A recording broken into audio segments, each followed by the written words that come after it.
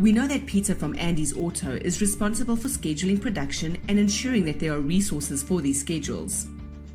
But it only stands to reason that these schedules need to be transferred into a production plan so that the master production schedule, the MPS, can be built.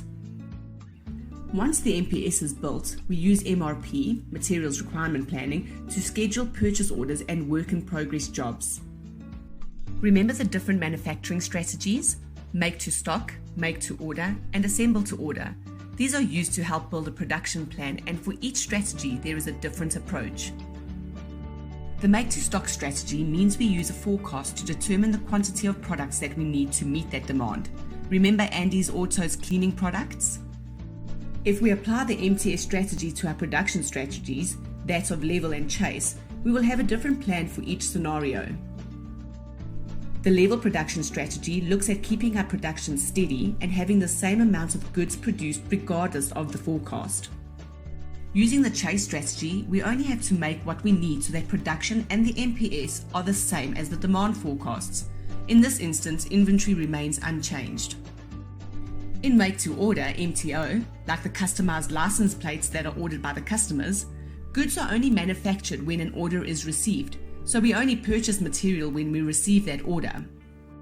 Assemble to order, ATO, is like a blend of MTS and MTO, so one would plan production as if it is an MTS environment until the sub-assembly stage and then plan accordingly to the MTO strategy for the final assembly. MRP is fed by the MPS and provides input to the Production Activity Control, PAC. It is the link between the planning and the execution of the planning. Before we make something, we need to know what materials will be needed in order to produce it. That is where the bill of materials, the BOM, comes in. The product structure on the BOM shows the material, component parts, sub-assemblies, and other items. The BOM also contains information on every item or assembly required to produce end items, which include things like the part number, description, units of measure, quantity per assembly, and so forth. Single-level BOM comprises of parent component and child component. Multi-level BOM comprises of parent component, child component with its subcomponents. A planning BOM represents a group of items in the format of a BOM, which can be used by material planning and master scheduling to forecast demand. If an item or component is late from the supplier, the Where Used report will allow us to examine all the parent assemblies that will be affected by the late delivery of that item. The pegging report serves the same function, except that it will only select items in demand at that time.